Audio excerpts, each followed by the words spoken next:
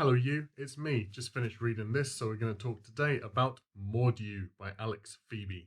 I got this one sent to me as a reading copy from Gallybeggar Press, so thanks very much for that. I was really excited to read this because it was recommended to me by a friend. There'll be plot, review, stuff I liked, stuff I didn't like. It'll all be marked on the time bar. Feel free to click around.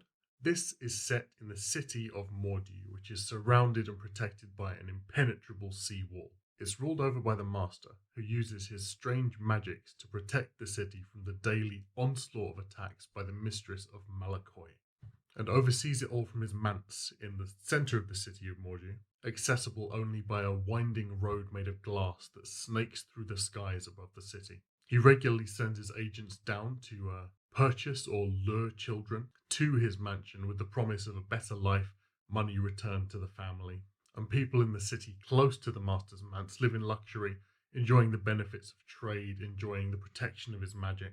The further reaches of the city, closer to the seawall, are disgusting slums. Ramshackle houses filled with desperate people trying to hoik themselves out of the living mud, which fills the slums impenetrably and spawns strange life, usually in the form of short-lived monstrosities.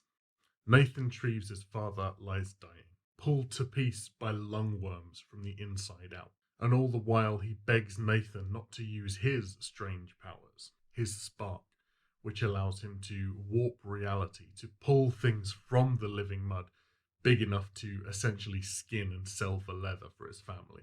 In an attempt to kind of provide some relief for his family, he decides he's going to present himself to the Master, but is turned away. Crestfallen, he returns to the slums but is picked up by a gang of cut-purse children and recruited to infiltrate the city's upper echelons, but on the way uncovers strange information about his own past. This book was so great, it felt to me like a mix between China Miéville's Bas Lag trilogy and Jeff Vandermeer's City of Saints and Madmen, with this weird, almost Lemony Snicket-esque narrative voice that guides you through the world, which is a fantasy world filled with squalor and filth and amazing things, but you see it all from the ground level view of somebody incredibly disadvantaged. It's a little flowery in its descriptives at times, but I thought it made it feel more fairy tale, which is something I'm definitely always about. Saying that the narrative feels like Lemony Snicket, I feel like a lot in this story, something will be mentioned to you for the first time and then immediately explained. This kind of makes it feel like you're a kid being told the story by the narrator who knows the world very well, rather than the third person view of being an observer in that world. And to me, that might make it feel even more like a real place. I think there's a big theme in this book of destiny, not so much in a chosen one way, but in the way that every character is very accepting and unsurprised by things up to and including their own death.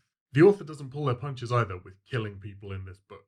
It's pretty brutal on that front, which is kind of at odds with it feeling like a quirky fairy tale. People can be born from the living mud. People can be created by the Master with intent and ritual. Is everybody in this story doomed to fulfill a purpose as dictated by somebody else? This book has this really awesome dramatis personae at the front, which usually I don't go in for, but in this one it describes people's origins and the circumstances of their birth in such a fairy tale poetic way that I really loved it, and it added so much to the story.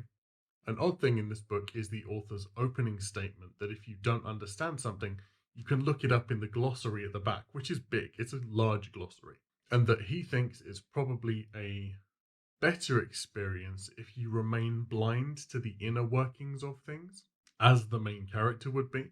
This includes, though, the Weft, the place where this is all set. The magic system that exists in this world is totally unexplained unless you have the glossary laid out for you. Personally, I love that, but I think this might be another thing that could put some people off this book. There's some incredibly rich world building of which we only get a tiny slice, but the option is there to go deeper if you want, which I really like. There's also this idea captured in the quote in the book: if you're God, you're the devil too. Meaning, I think that if you have unchecked power, you can be both the best thing and the worst thing, but you have to be accountable for everything. And you don't always have control over the way people are going to perceive you. Maybe there's an element here of struggling against and trying not to become the thing you hate.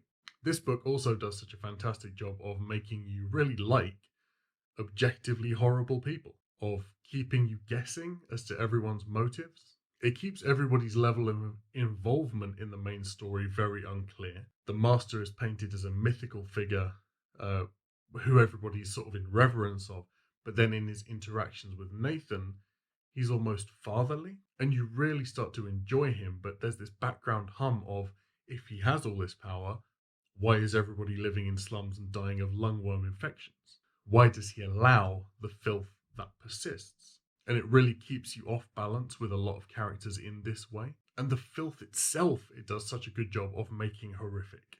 The story is set in squalor and punctuated by these tiny little hopeful events, where the main character is finally allowed to take a step forward, and then when they're inevitably dragged back into the mud, it feels even worse for having experienced the alternative.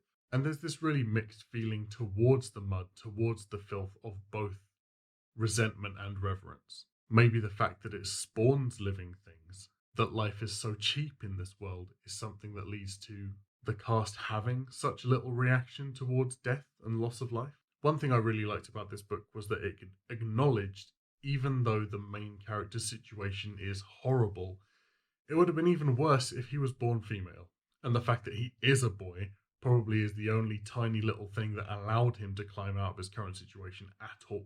It does a good job in the way that Nathan is steered by other people and forces outside of his control, of showcasing just how easy it is to take advantage of people who are desperate. It's definitely an openly manipulation heavy story. The pacing of Mordew is very weird.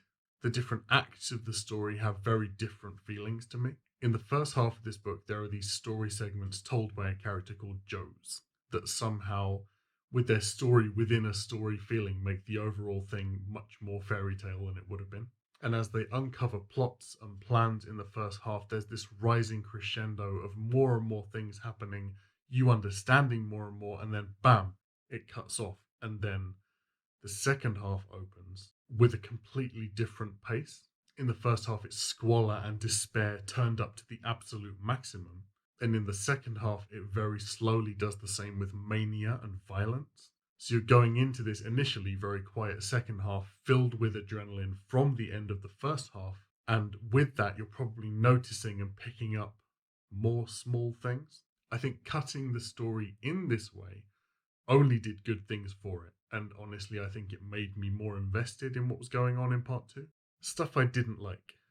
This is spoiler heavy territory. If you haven't read this book and you don't want to hear things about the story, then get gone. Oh my god, I have never read a book that was so blasted apart by its own blurb. There is this pivotal story moment where you realize in the story where the magic is coming from, that people tricked God out of heaven, killed him, and that the Master is feeding on his corpse. It's such a huge reveal, and it's so completely out of left field. It comes about 3/4 of the way through the book, and it explains a lot about what the world is. And the blurb on the back is straight up like, God is dead, his body is buried beneath Mordew, the Master is feeding on him. Totally ruins what would otherwise be such an insanely cool story moment. Also, I feel like the interlude in this story maybe came in the wrong place.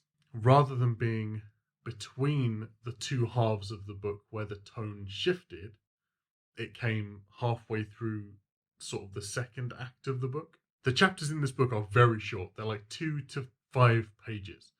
But then you have this interlude with Anaximander, the only part of the book that's from a point of view that's not Nathan's. It was the longest chapter in the book. It was so long. It was painful to get through, and it was compounded by the fact that Anaximander is deliberately long-winded and obtuse. I thought this one part of the book, in an otherwise amazing book, was such a complete snooze. So overall, I really, really like this book, despite a couple of gripes. I thought it was really original. It was beautiful to read. I hadn't read anything like this before, with the exception of very few new weird things. It's sort of new weird, sort of grimdark, sort of surrealist, sort of fantasy. Brilliant overall. So this one gets a strong 5 stars from me.